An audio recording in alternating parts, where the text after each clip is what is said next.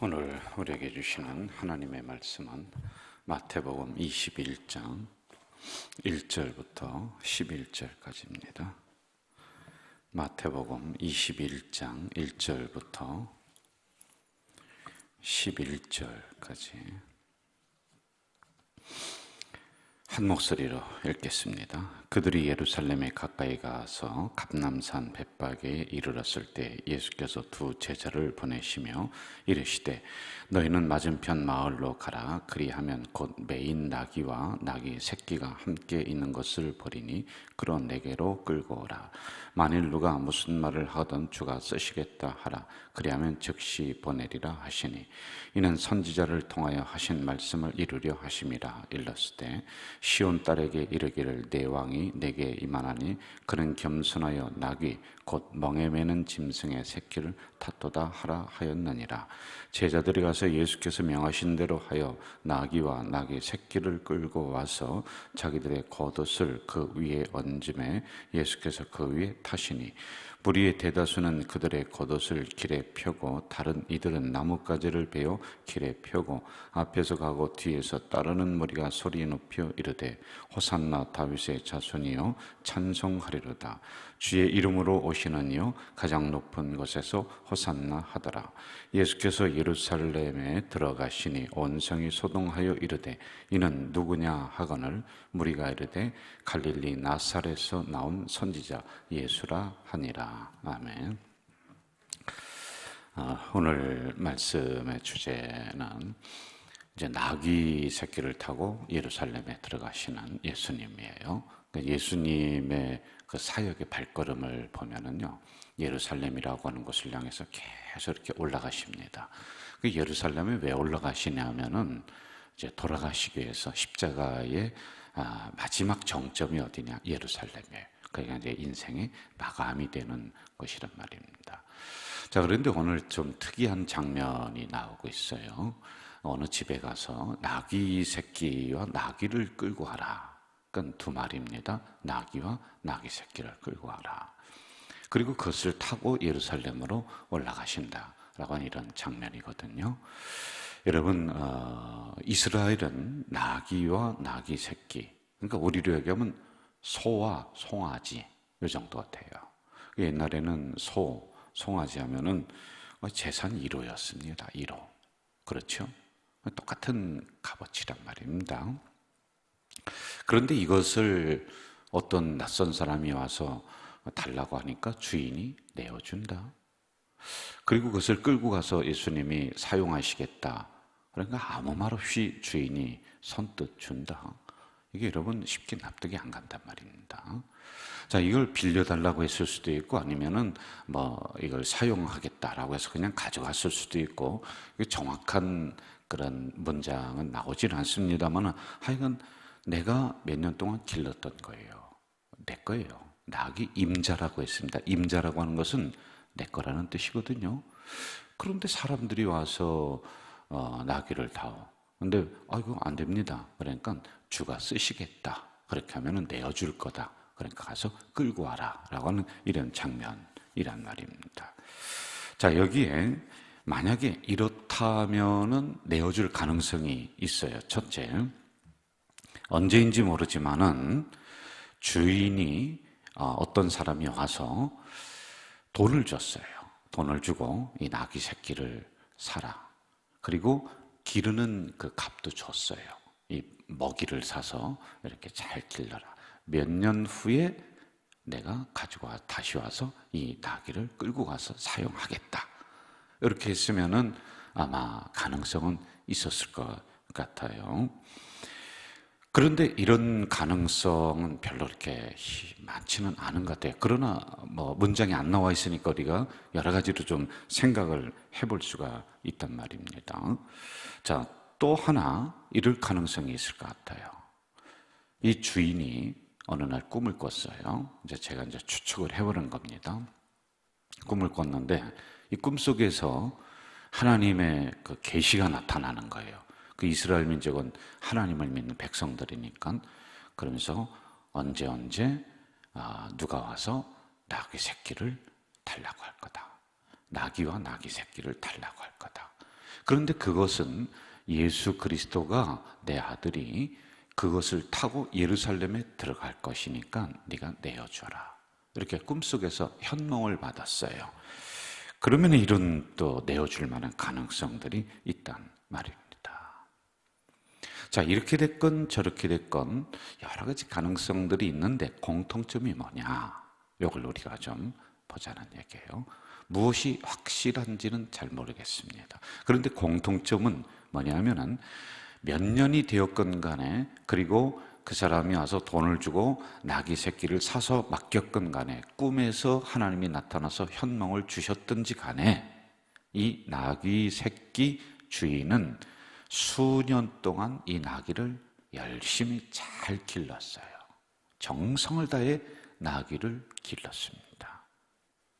소홀함이 없었습니다. 내 재산 가치 1호이기 때문에 아주 먹을 것도 잘 줘가면서 잘 준비하고 잘 길렀다라고 하는 것이 공통점이란 말입니다. 자, 그러므로 이 나귀 새끼의 주인은 주님이 사용하실 비전이라든지 그런 어떤 계획, 이거는 잘 모르겠습니다. 하지만은 나에게 맡겨진 그 나귀, 그리고 내 것이라고 하는 이 나귀를 가지고 잘 길러냈다, 정성을 다해서 길러냈다라고 하는 것이에요. 그러니 이제 그 다음에 주님이 사용하실 만한 그러한 때가 되었다. 그렇지 않으면은 여러분, 중간에 돈이 없다고 해서 이 나귀를 팔아버릴 수도 있죠. 그리고 나귀를 다른 것하고 바꿔버릴 수도 있을 것 같습니다. 그러나 그렇지 않고 이 나귀 주인은 이것을 정성을 다해 길렀더니 어느 날 이렇게 나귀가 사용되어지는 것이다 라는 겁니다. 여러분, 우리도 하나님이 우리의 인생을 사용하실 때가 있습니다. 아무 때나 사용하시는 게 아니에요. 언제인지 모릅니다.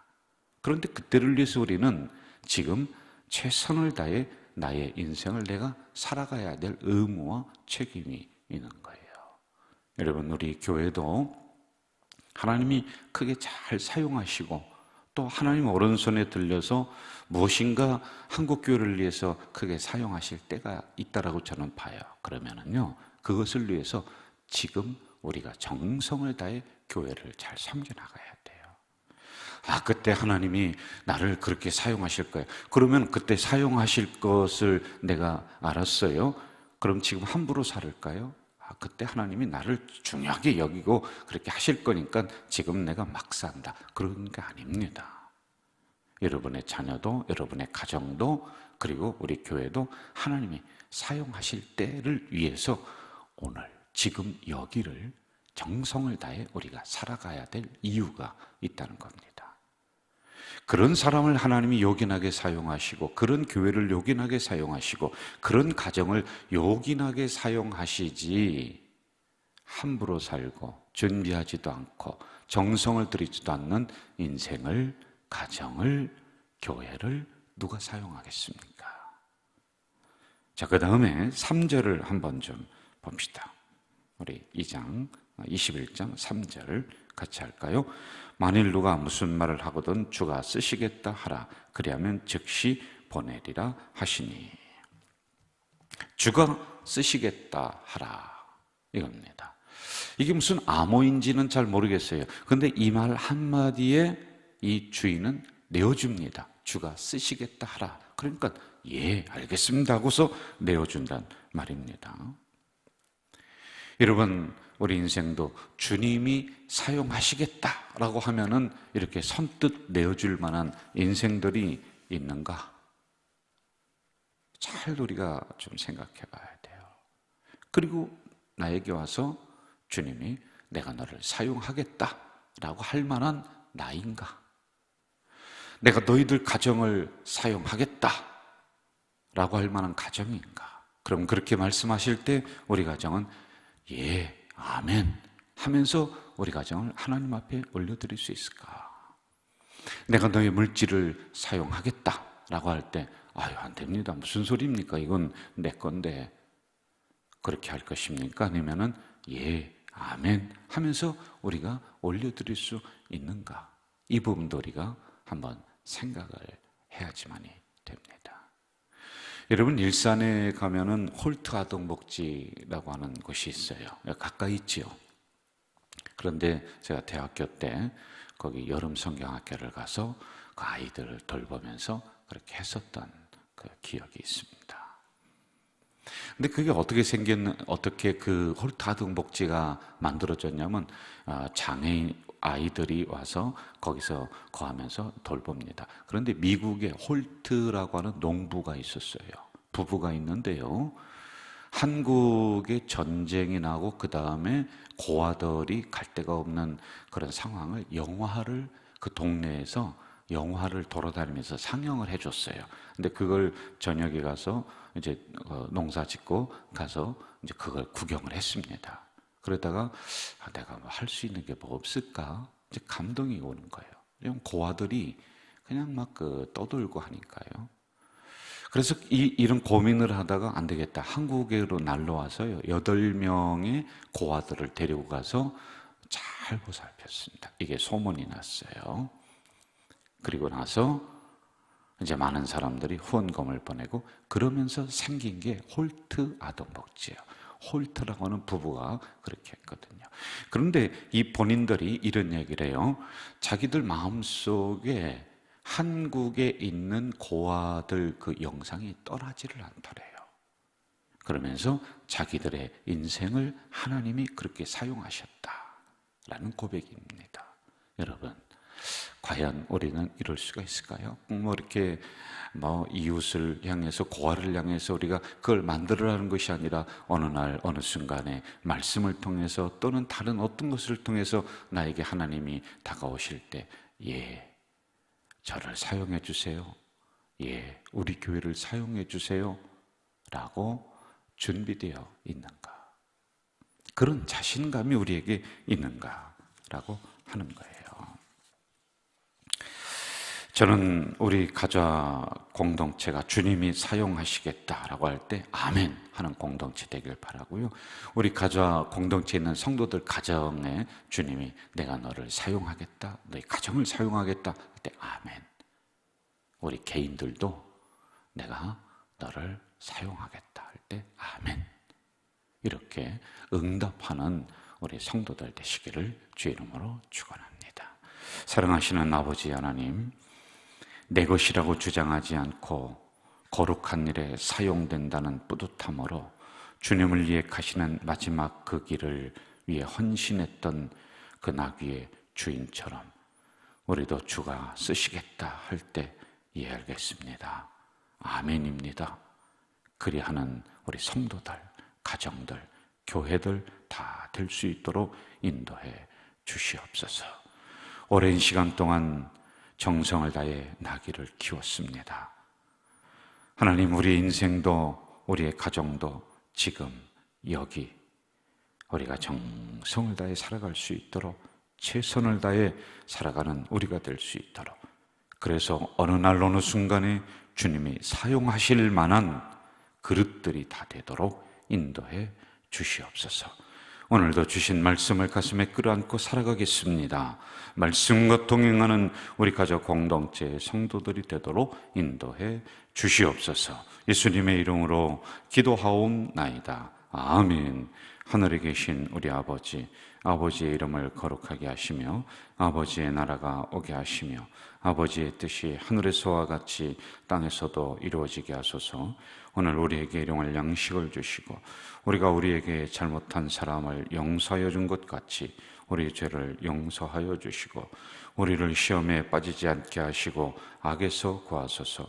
나라와 권능과 영광이 영원히 아버지의 것입니다. 아멘.